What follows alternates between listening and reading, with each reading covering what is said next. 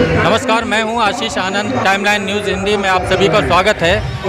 आज भारत के अंदर और बल्कि पूरी दुनिया के अंदर डॉक्टर भीमराव अंबेडकर का जन्मदिन मनाया जा रहा है पूरे ज़ोर शोर से, क्योंकि जो सिंबल ऑफ नॉलेज के तौर पर जो स्थापित हैं वो मतलब एक ऐसा व्यक्तित्व, एक ऐसा विशाल व्यक्तित्व जिसके आगे बहुत सारी जो समस्याएं हैं जो नस्तक हो जाती हैं, लेकिन उन्होंने हार नहीं मानी और समाज को एक ऐसी राह दिखाई, भारत जैसे विशाल देश के लिए एक संविधान दिया। उस सारी चीज़ों को याद करते हुए उनसे प्रेरणा लेने के लिए आज सभी जगह बहुत सारे कार्यक्रम हो रहे हैं। हम इस वक्त मौजूद हैं बरेली के अंबेडकर पार्क में और हमारे साथ मौजूद हैं रोहिलखंड में बहुजन राजनीति का एक बड़ा चेहरा है ब्रह्मस्वरूप सागर जी। हम उनसे बात करेंगे कि इस बार का जो आयोजन है वो किस मायने में ख़ास है। जी, आपका बहुत बहुत स्वागत है। जी धन्यवाद।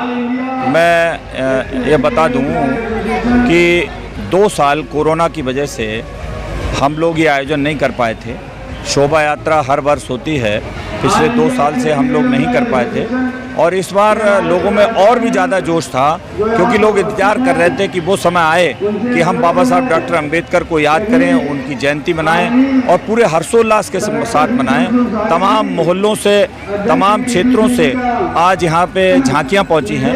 लोग बाबा साहब डॉक्टर अंबेडकर, महात्मा गौतम बुद्ध और तमाम हमारे संतों गुरुओं का यहाँ प्रतिरूप लेकर के आते हैं, झांकी के रूप में आते हैं और बहुत ही हर्षोल्लास के साथ लोगों ने मनाया। इस बार समिति ने विशेष रूप से पूरे शहर को अलग अलग महापुरुषों के नाम से स्वागत द्वार बनाए हैं। जिन महापुरुषों का दलितों, शोषितों, वंचितों के लिए जो पूरा जीवन उन्होंने अपना निछावर कर दिया, उनके नाम पर स्वागत द्वार बनाए हैं। हमने कोशिश की है कि उनके रास्ते पर चलने के लिए जो लोग तैयार हैं वो इस रास्ते से होकर के गुजरेंगे, स्वागत द्वार रास्ते में मिलेंगे। समिति की ओर से आज जो आयोजन है ये पूरे शहर में शोभा यात्रा का प्रारंभ होगा और शोभा यात्रा यहीं पर आकर समापन होगा, यहीं पर जनसभा के बाद समापन होगा। लोगों में बहुत उत्साह है। हम लोग बाबा साहब डॉक्टर अंबेडकर को याद कर रहे हैं, आज उनका 131वां जन्मदिवस है। जी, हम एक बात आपसे जानना चाहेंगे कि जो इस वक्त देश और उत्तर प्रदेश में ख़ास तौर पे जो हिंदुत्व की राजनीति है वो बहुत मुखर हुई है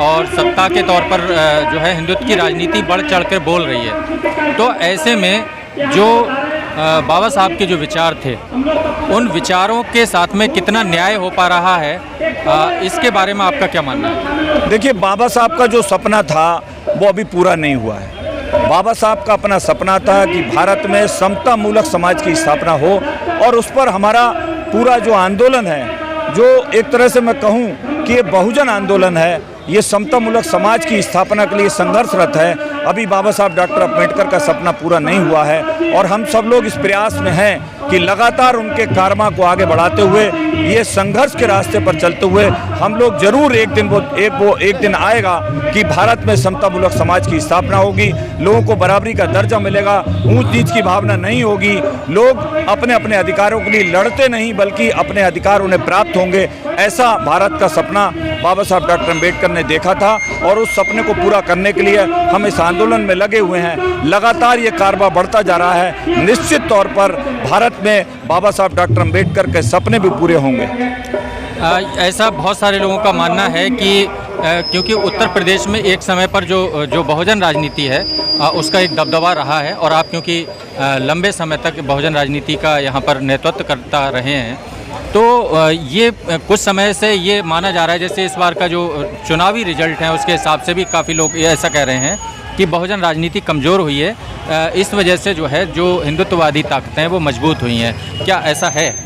देखिए, ये आंदोलन है और समय समय पर परिस्थितियाँ ऐसी होती हैं कि मैं ये मानता हूँ कि कहीं ना कहीं बहुजन आंदोलन की धार कुछ कमज़ोर हुई है, लेकिन जितना भी कमज़ोर होते हैं हम लोग उतनी ताकत के साथ उभर करके आते हैं। निश्चित तौर पर जो बाबा साहब डॉक्टर अंबेडकर के अनुयायी हैं, जो बहुजन आंदोलन के साथी हैं, वो आंदोलन को बढ़ाने के लिए तत्पर हैं और आज ये जो कार्यक्रम है इसमें हम देख रहे हैं कि तमाम ऐसी जगहों से जो लोग सुप्तावस्था में थे आज इस कार्यक्रम में नज़र आ रहे हैं। बाबा साहब डॉक्टर अंबेडकर की जयंती मनाने के लिए पूरे हर्षोल्लास के साथ हैं। लोगों में चर्चा है कि बाबा साहब डॉक्टर अंबेडकर का जो कारवां रुका था वो कारवां बाधित हुआ था, उस कारवां को दोबारा से लेकर के हम लोग चलेंगे और वो कारवां आगे बढ़ता जाएगा, निश्चित रूप से सफलता मिलेगी। जी बहुत बहुत शुक्रिया आपका टाइमलाइन न्यूज़ हिंदी से बात करने के लिए। और टाइमलाइन न्यूज़ हिंदी की तरफ से भी अम्बेडकर जयंती के लिए आप सभी को बधाई। और हम भी चाहेंगे बहुजन राजनीति, बहुजन आंदोलन का जो ये जो कारवां है वो आगे बढ़े। और हम अभी इस सिलसिले में बहुत सारे और लोगों से भी बात करेंगे। तब तक के लिए हमारे साथ जुड़े रहें। बहुत बहुत शुक्रिया। बहुत बहुत धन्यवाद।